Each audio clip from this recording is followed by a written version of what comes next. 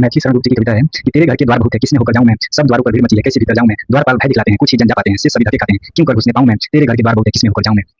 भाई कभी सोचा नहीं था कि लाइफ में ऐसा भी समय आएगा कि आदमी सोएगा और नींद नहीं आएगा, टेंशन में। मैं बता दूं, लिटरली की रात को मैं 2:30 बजे सो गया था बेड पे, लेकिन सोया था, नींद नहीं आया था, कितना भी ट्राई किया नहीं आया।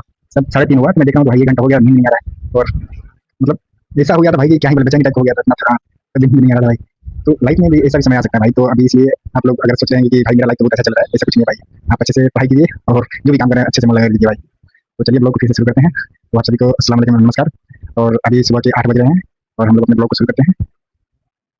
मैं सबसे पहले उठकर मैप पढ़ता हूँ, क्योंकि मैप पढ़ने से मेरे दिमाग में क्लैरिटी बन जाती है। कोई भी चीज होता है जिसको मैं मैप से जोड़कर देखता हूँ तो हमेशा मुझे याद रहती है। तो इसलिए मैं सुबह सुबह उठकर सबसे पहले मैप को अच्छे से पढ़ता हूँ।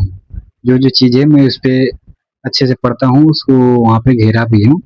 तो लगभग मैं मैप से हर चीज को एक बार में, मतलब 1 घंटा लगता है, 1 डेढ़ घंटा लगता है, उसको पढ़ लेता हूँ। तो मुझे लगता है कि हाँ ये चीजें यहाँ है, यहाँ है, तो मुझे वो हो जाता है। इसलिए मैं मैप को बढ़िया से पढ़ता हूँ, डेली सुबह में पढ़ता हूँ। अभी आपको ये देख सकते हैं, ये जूम करके मैं दिखाता हूँ। इस पे मैंने घेरा लगाया हुआ है। इस पे देख सकते हैं जैसे कांगो घाटी हो गया, कटार का पठार हो गया, ये सारी चीजें आप देख सकते हैं घेरा हुआ है। ये सब चीज कलम से मैंने उस पर लिखा हुआ है। तो इन सारी चीजों को मैं सुबह में उठकर सबसे पहले देखता हूँ। उसके बाद मैं चाय बनाने गया और चाय बनाया और ये सब देख सकते हैं, मेरा चाय बन गया, मैं रूम में लाकर रख दिया और अभी से पढ़ाई स्टार्ट कर दिया। और लगभग मैं 12 बज चुका था और मैं पढ़ने शुरू कर दिया और खाना वाना खा चुका था।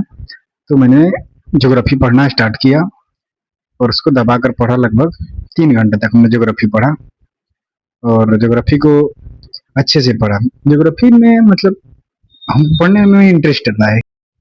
फिर रात हो चुकी थी तो मैंने खाना बनाया और देख सकते खाना में मैथिली शरण गुप्त जी की कविता है कि तेरे घर के द्वार बहुत है, किसमें होकर जाऊं मैं, सब द्वारों पर भीड़ मची है, कैसे भीतर जाऊं मैं, द्वारपाल भय दिखलाते हैं, कुछ ही जन जा पाते हैं, से सभी धक्के खाते हैं, क्यों कर घुसने पाऊं मैं, तेरे घर के द्वार बहुत है, किसमें होकर जाऊं मैं। आगे बोलते हैं, तेरे तेरे विभव कल्पना करके उसके वर्णन से मन भर के भूल रहे हैं जन बाहर के, कैसे तुझको बुलाऊं मैं, तेरे घर के द्वार बहुत है, किसमें होकर जाऊं मैं। आगे बोलते हैं, बीत चुकी है बेला सारी, किंतु न आई मेरी बारी, करूं कुटी की अब तैयारी, वहीं बैठ गुंदाऊं मैं, तेरे घर के द्वार बहुत है, कैसे भीतर आऊं मैं। कुट खोली भीतर जाता हूँ, कुटी खोल भीतर जाता हूँ, तो वैसा ही रह जाता हूँ, तुझको यह कहते पाता हूँ, अतिथि कहो क्या लाऊं मैं, तेरे घर के द्वार बहुत है, किसमें होकर जाऊं मैं।